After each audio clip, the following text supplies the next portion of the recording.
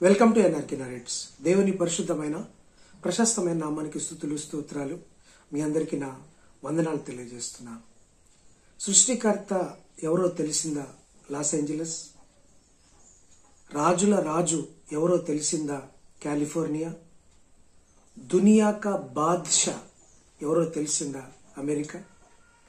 The great America, ప్రపంచంలోనే మీ king అనుకునే America ఇప్పుడు చిగురుటాకులా వణికిపోతుంది. భూతల స్వర్గంలో నివసిస్తున్నాం, మమ్మల్ని మించినోరు లేరు అనుకున్న కాలిఫోర్నియా స్టేట్ వాసులు ఇప్పుడు ఆ కాలిఫోర్నియా స్టేట్ అంతా ఖాళీ బూడిదైపోయి అనాథలుగా మారిపోయారు.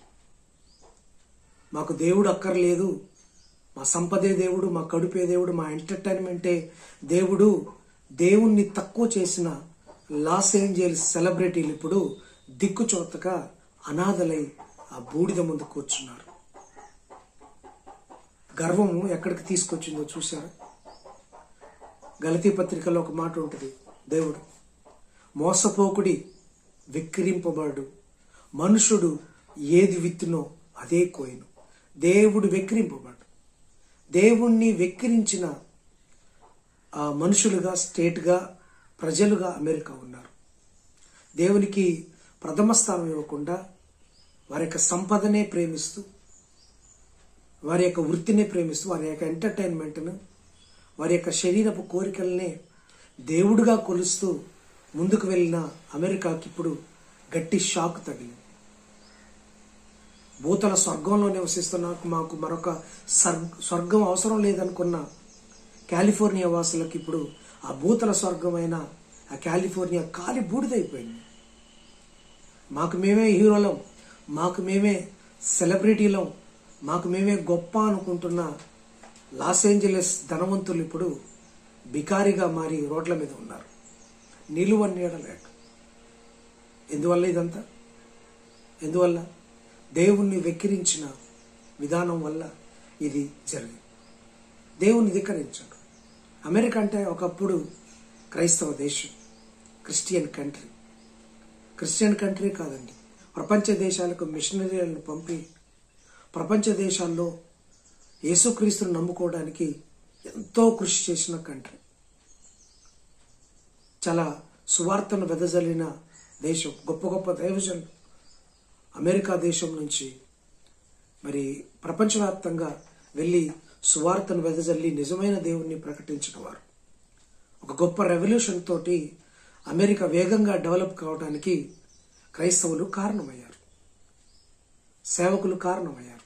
అయితే రాను రాను రాజుగుర్రం గాడిదైనట్టుగా అగ్రరాజ్యమే, టెక్నాలజీలో కింగే, మిలిటరీలో మేటియే, ధన సంపాదనలో సర్వోన్నతమైన స్థానమే, అనధికారికంగా ప్రపంచ దేశాలపైన పెద్దన్న పాత్ర పోషిస్తూ అధికారిక దేశంగా ఉన్న దేశమే. కానీ ఇప్పుడు క్రీస్తుని పక్కన పెట్టిన దేశంగా మారిపోయింది, క్రీస్తుని ఎరగని దేశంగా మారిపోయింది, క్రీస్తును తక్కువ చేసిన దేశంగా మారిపోయింది, క్రీస్తును అవమానించిన దేశంగా మారిపోయింది.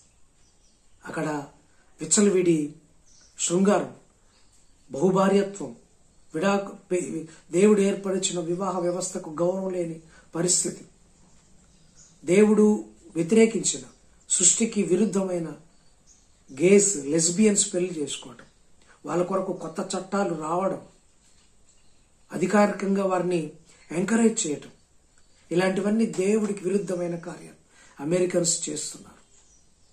వారు దేవుని మర్చిపోయారు, సృష్టికర్తను మర్చిపోయారు. ముఖ్యంగా లాస్ ఏంజలస్ అనేది కెసినోకి, జూదానికి, హాలీవుడ్ అలాంటి సినిమా స్టార్లు, సెలబ్రిటీలు, టీవీ స్టార్స్, పెద్ద పెద్ద సీఈఓలు, బిజినెస్ మ్యాన్స్, వ్యాపారవేత్తలు ఉండే చోటు. వారు దేవుణ్ణి మరిచిపోయారు. దేవాలయాలు మూతపడ్డాయి, చర్చెస్ మూతపడ్డాయి. చాలా ప్రాంతాల్లో చర్చ్కి యవనస్తులు అసలు రావడం లేదు. ఓన్లీ వృద్ధాప్యంలో ఉన్నవారు, 60 years ప్లస్ ఉన్న వాళ్ళే చర్చికి వస్తున్న దాఖలాలు మనం చూస్తున్నాం. యవనస్తులకు దేవుడు అక్కర్లేదండి. ఒక పెడదారి పట్టారు, తప్పుదోవ పట్టారు. ఇటువంటి సందర్భంలో ఒక అలర్ట్ ఇవ్వడానికి, వారికి ఒక ముందస్తు సూచన ఇవ్వడానికి దేవుడు పంపించిన ఉగ్రతగా ఈ కాలిఫోర్నియా కారు చిచ్చుని చాలా మంది భావిస్తున్నారు. అయితే ఇది ఉగ్రత కాదా అనేది పక్కన పెడితే అమెరికా వాసులు మాత్రం దేవుని పక్కన పెట్టారన్నది నిజం.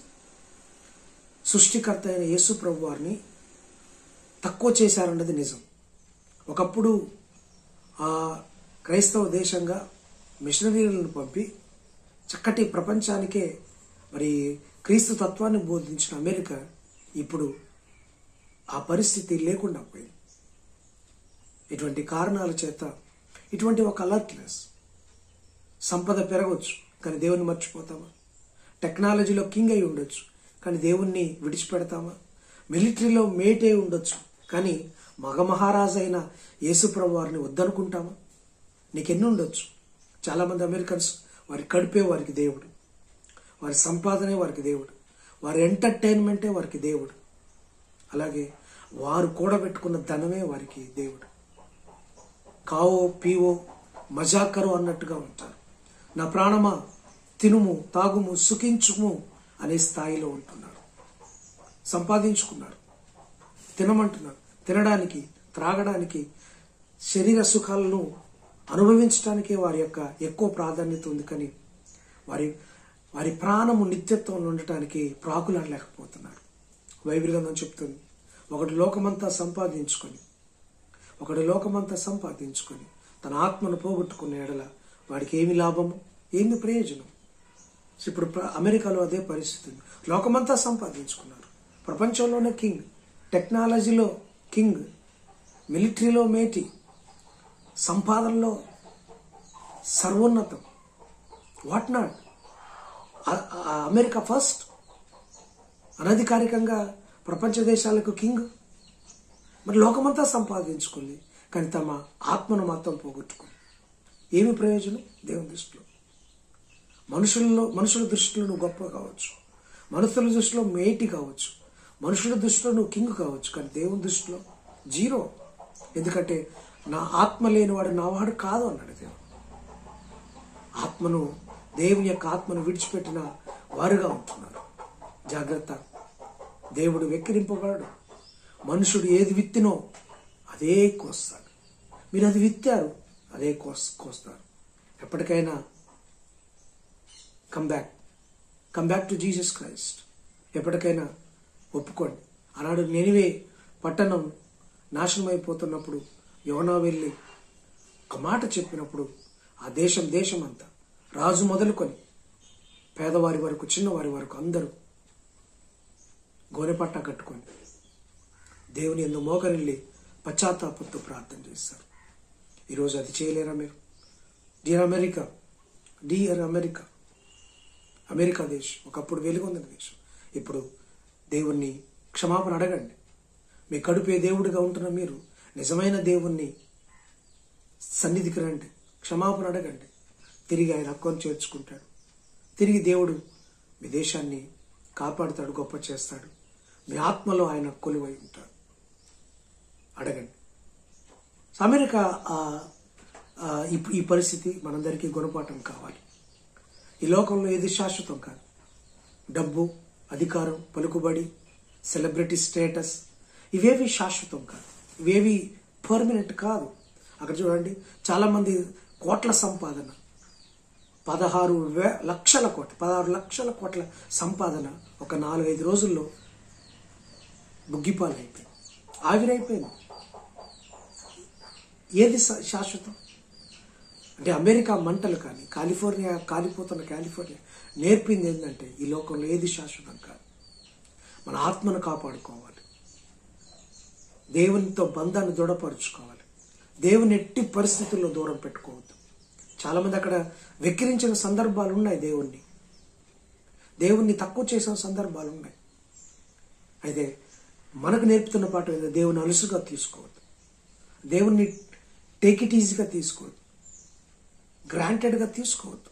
దేవుణ్ణి మనసారా తనివితీరా ఆయనకు మొదటి ప్రాధాన్యత ఇస్తూ ముందుకు వెళ్దాం. అప్పుడు దేవుడు తన రెండవ రాకడలో మనందరినీ తనతో పాటు చేర్చుకుంటాడు.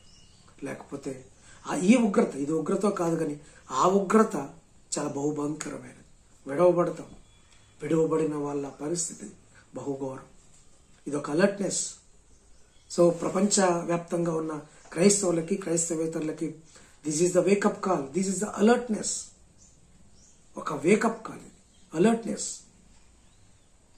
రండి, దేవుని సన్నిధిలో మోకరించి దేవుని పశ్చాత్తాపంతో ప్రార్థన చేద్దాం. దేవుడు మనందరినీ క్షమించి తన హక్కును చేర్చుకును గాక. God bless you.